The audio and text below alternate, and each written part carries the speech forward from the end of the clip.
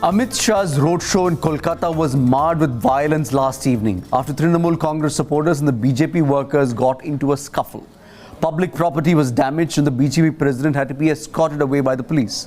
Both political parties are blaming each other, with the Trinamool Congress accusing the BJP of destroying the statue of local icon Ishwar Chandra Vidyasagar. The BJP, on the other hand, has already complained to the Election Commission, asking the watchdog to bar the West Bengal Chief Minister from campaigning before the 7th and final phase of polling. Let's hear out what Amit Shah and Mamata Banerjee had to say about this incident.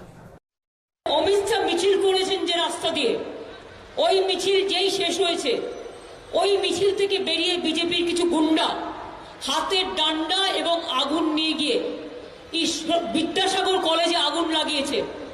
Ishwarchandra বিদ্যাসাগরের মূর্তি ভেঙে দিয়েছে। এত বড় লজ্জা কখনো কলকাতায় ঘটেনি, এমনকি নকশালদের আমলেও এই ঘটনা কিন্তু ঘটেনি। अब तक चुनाव के 6 चरण समाप्त हो चुके हैं। देश भर में 6 के 6 चरण में कहीं पर हिंसा की कोई घटना नहीं हुई, सिवाय बंगाल के। श्रीमती ममता बनर्जी का आरोप है कि हिंसा भारतीय जनता पार्टी कर रही। मैं ममता बनर्जी को एक बात बताना चाहता हूं कि आप सिर्फ 42 सीटों पर चुनाव लड़ रही हैं। भारतीय जनता पार्टी देश के हर राज्य में चुनाव लड़ रही है और हर राज्य में अलग अलग पार्टियों के खिलाफ, कांग्रेस पार्टी के खिलाफ, स्थानीय दलों के खिलाफ हमारा मुकाबला है। वही हिंसा नहीं होती है और 6 के 6 चरण में बंगाल में हिंसा होती है। इसका मतलब ही होता है कि हिंसा का कारण तृणमूल कांग्रेस है, भारतीय जनता पार्टी नहीं है। For more on this, we're joined by Shubhajit Bagchi from The Hindu in Kolkata. Shubhajit, thank you so much for joining us today. Amit Shah's roadshow was clearly marred by unprecedented violence that Kolkata has seen. The BJP and the Congress or the BJP and the Trinamool Congress are blaming each other. What really happened, and is the situation really under control? Yeah, situation was very much under control. I mean, situation was under control within about an hour of the incident. I would say I was there, and it was well under control. Actually, it is not a very big incident. You know, I don't think more than a very few people who are injured on both sides. So it has become big because it is during the elections, 1 and 2, the bust of one of the iconic figures of 19th century Bengal, the Bengal Renaissance, Ishwar Chandra Vidyasagar. That bust has been demolished. So that's what made it a big event. Otherwise, it was not. What has happened, as we all know now, that there was a rally going on, and on that road, which is not very wide, and it's a big rally going there, Amit Shah's rally. And then there was this college where the students were protesting, showing black flags and all the placards and all that. There could be, we are not very sure, but I think there were Trinamool Congress students wing supporters were also there. Right. And as it happens, the scuffle, it started and then it flared up, and then there's people from the rally entered the building, and it was ransacked. I mean, the ground floor hall is ransacked, but the building is not damaged. The bust of that Vidyasagar has been damaged. Okay. Yes. Shubhajit, what is the political inference that you make out of this? We have seen the political discourse sink to an all-time low in Bengal politics. The Prime Minister of India and the Chief Minister of Bengal, Mamata Banerjee, taking pot shots at each other. We've seen the leader of the BJP being arrested for a meme. And now comes this violence, which again seems completely unprecedented. The question is this a sign of resistance? What is the political influence that you're drawing out of this? See, if you look at the political implication, I mean, there's one more round to go. I mean, there is an immediate political implication, which is the election on May 19th.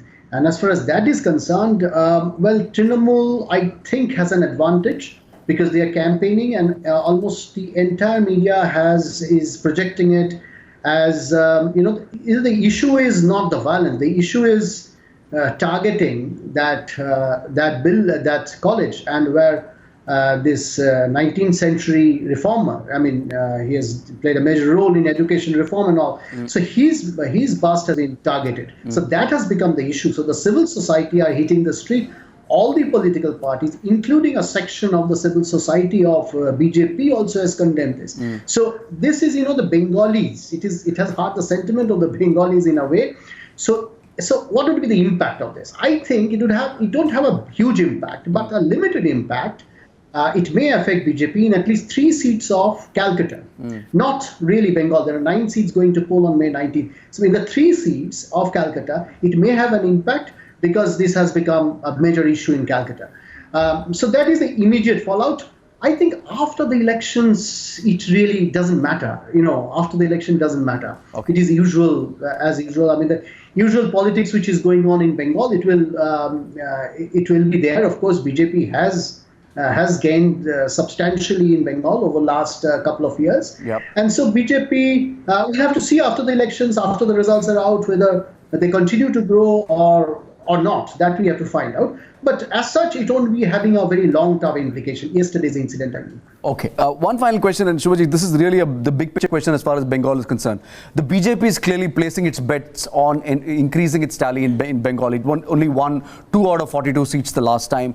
It clearly is betting on a Hindu consolidation, drive in the state of Bengal. Will this sort of enhanced support actually translate into number of seats? What's your assessment? See, that is the question everybody is asking. Because if we look at the history of Bengal, I mean, getting 35% votes will not give you enough number of seats. As we have seen, in this state, CPIM has been in power for 34 years. And all along, Congress party, I mean, at least 20 years of that 35 years, Congress party got 35% to 40% votes. But they could never come to power, or they didn't have enough seats, both in the Lok Sabha as well as in the state assembly to come to power. So you can get 35% votes, but you may not have enough seats.